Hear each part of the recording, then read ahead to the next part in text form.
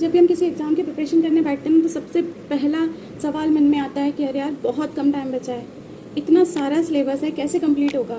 तो चलिए गाइस, आज बात करते हैं कि अगर आपके एग्ज़ाम में कम समय बचा है, आपको सिलेबस को लेकर कैसी स्ट्रेटजी अपनानी चाहिए। तो गाइस वीडियो स्टार्ट करते हैं। गाइस आज बात करते हैं कि अपनी प्रिपरेशन के दौरान हम अपने सिलेबस को कैसे कंप्लीट करें, कैसे कौन सी स्ट्रेटजी अपनाएं कि हमारा सिलेबस जल्दी से जल्दी ख़त्म हो जाए और एग्ज़ाम से पहले हमारा 1 या 2 टाइम तो रिवीजन हो ही जाए। तो गाइस स्टार्ट करते हैं अपनी स्ट्रेटजी के बारे में। सबसे पहले हमें मेक श्योर करना है कि हमारा सबसे वीक सब्जेक्ट कौन सा है और सबसे स्ट्रॉन्ग सब्जेक्ट कौन सा है। देन आपके पास एक चॉइस बन जाती है कि आप अपने वीक सब्जेक्ट को पहले कवर करेंगे या फिर स्ट्रॉन्ग सब्जेक्ट को। मेरे हिसाब से जो आपका स्ट्रॉन्ग सब्जेक्ट है, आपको 1 वीक के अंदर उसको एक बार रफली उसका रिवीजन करके उसको एक साइड कर देना चाहिए, जिससे आपके माइंड का कुछ बर्डन कम होता है, जिससे आपको लगता है कि हाँ आपका एक सब्जेक्ट क्लियर हो चुका है। नेक्स्ट हम बात करते हैं आपके वीक सब्जेक्ट के बारे में, उसकी पढ़ने की स्ट्रेटेजी क्या अपनाएं।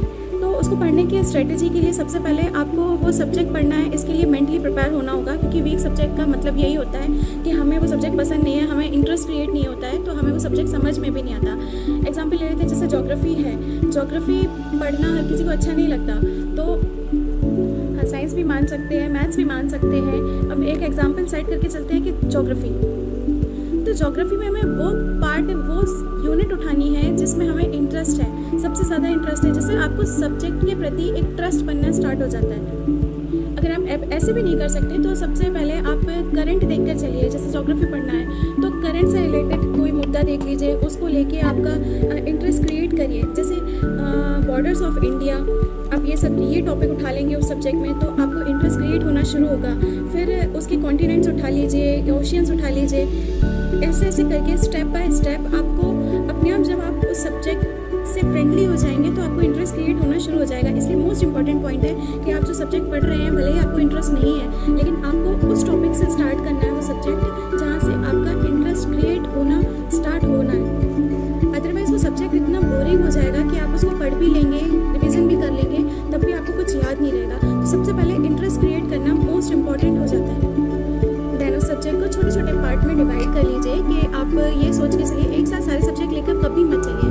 आपको एक सब्जेक्ट कंप्लीट करना है, उसके लिए डेज डिसाइड कर लीजिए, उसमें देख लीजिए कि कितने चैप्टर्स हैं, तो चैप्टर्स को डेज से डिवाइड कर लीजिए कि आपको समथिंग 1 या 2 चैप्टर आपको एक दिन में कंप्लीट करना ही है। ऐसे ऐसे करके 15 से 20 दिन या मैक्सिमम 20 to 25 डेज़ में आपको वो सब्जेक्ट आपका ख़त्म करना है, तब जाके आपकी प्रिपरेशन बहुत अच्छे से हो पाएगी। आप उसमें स्किमिंग करना सीख जाएंगे। मोस्ट इंपॉर्टेंट पार्ट ये भी आता है, सबका क्वेश्चन होता है कि उस सब्जेक्ट से रिलेटेड हम शॉर्ट नोट्स कैसे बनाएं जिससे एग्ज़ाम टाइम रिवीजन में आसानी हो जाए। तो शॉर्ट नोट हमेशा याद रखिए कि शॉर्ट नोट कभी भी पहली बार में नहीं बनाए जाते हैं। सबसे पहले आपको सब्जेक्ट पढ़ना पड़ेगा, उसके साथ फ्रेंडली होना पड़ेगा। देन आपको जब आपका वो सब्जेक्ट कंप्लीट हो जाएगा तो आप उसको रिवीजन करेंगे। फर्स्ट रिवीजन के टाइम आपको कुछ पॉइंट्स याद रहेंगे, कुछ नहीं याद रहेंगे। जो पॉइंट्स आपको याद रहते हैं उन्हें हमें नोट डाउन नहीं करना है, बिल्कुल भी नहीं करना है। इसके बाद जो पॉइंट्स जो हमें याद नहीं रहते, जैसे कुछ नाम होते हैं, कुछ सन होते हैं, जैसे क्रिटिकल कुछ लैंग्वेजेस होती हैं, उनको हमें क्या करना है कि उन्हें नोट डाउन करना है और इंडिकेट ऐसे करना है कि वो उसका कनेक्शन जैसे हम देखें तो हमारा कॉल हो जाए कि हाँ हमने ये पढ़ा था। शॉर्ट नोट्स का मतलब ही होता है रिकॉल हो जाना। तो हमेशा फर्स्ट रिवीजन के बाद ही शॉर्ट नोट्स बनाएं, जिसके आपको बेनिफिट बहुत ज़्यादा मिलेंगे। अदरवाइज आपका शॉर्ट नोट्स बनाना बेकार हो जाएगा, क्योंकि आप सभी जानते हैं नोट्स हम जब बनाने बैठते हैं ना तो रजिस्टर भर जाते हैं, बहुत सारे हो जाते हैं नोट्स। मतलब ये समझ लीजिए कि एक दूसरी बुक लिख देते हैं हम बैठ के।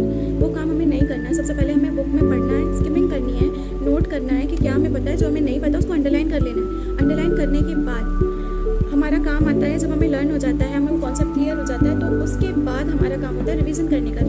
फर्स्ट रिवीजन के बाद जो हमें याद नहीं रहता वो शॉर्ट नोट्स बनाए, शॉर्ट नोट बनाए जाते हैं उनका। बाकी हमें किताब नहीं छापनी है, किताब हमारे पास ऑलरेडी होती है, तो इस बात का बहुत ध्यान रखना होता है। तो इस तरह हमें हमारे सब्जेक्ट्स लेके चलने हैं। अब बात आती है सिलेबस कैसे कंप्लीट करें। तो जिस भी एग्जाम की आप प्रिपरेशन कर रहे हो, सबसे पहले उसका सिलेबस हार्ड कॉपी पे निकाल लीजिए। हार्ड कॉपी में निकालने के बाद आप देख लीजिए कि आपका सिलेबस कितने पार्ट में डिवाइड है। जितने भी पार्ट में डिवाइड है उसको आपके जितने डेज बचे हैं उससे डिवाइड कर दीजिए। डिवाइड करने के बाद आपको समझ में आ जाएगा कि हाँ ये सब्जेक्ट हमें, जैसे एक एग्ज़ाम में 4 सब्जेक्ट दिए हुए हैं, तो ये सब्जेक्ट हमें 15 दिन के अंदर ख़त्म करना है। तो 15 डेज़ में वो सब्जेक्ट आपको कवर करना है कैसे भी, तब जाकर आपका सिलेबस कंप्लीट होगा। और हमें इतना भी टाइम रखना होता है, इतना टाइम बचाना होता है कि रिवीजन का समय मिल जाए। 1 और 2 टाइम रिवीजन आपके लिए बेस्ट रहता है। तो ऐसा मत करिए कि आपने सिर्फ लर्न ही किया है। रिवीजन मोस्ट इंपॉर्टेंट होता है, क्योंकि ह्यूमन नेचर होता है भूल जाना। हम अपनी मेमोरी को 50% लॉस कर देते हैं 2nd to 3rd डे। तो ये चीज़ ध्यान रखिए कि revision is the most important part of your examination preparation. और एक मोस्ट इंपॉर्टेंट पार्ट होता है कि हम क्या करते हैं, जब हमारे एग्जाम में बहुत कम दिन बचते हैं ना, तब हम लेके बैठ जाते हैं कि अब नोट्स बनाएंगे, अब लर्न करेंगे और ऐसा करेंगे, पर बेकार सब चीज़ें बेकार हो जाती है हमारे एग्ज़ाम के लिए। हमें वो काम करना ही नहीं है। अगर आपके पास कम दिन बचे हैं तो आप बुक में ही नोट्स को नोट डाउन करिए, साइड में लिखिए या फिर एक एक्स्ट्रा पेपर अटैच करिए वहाँ पर और उसको लिखिए। मैं आपको दिखा भी सकती हूँ कि किस तरह मैं अपने नोट्स को अटैच करती हूँ। So let me show.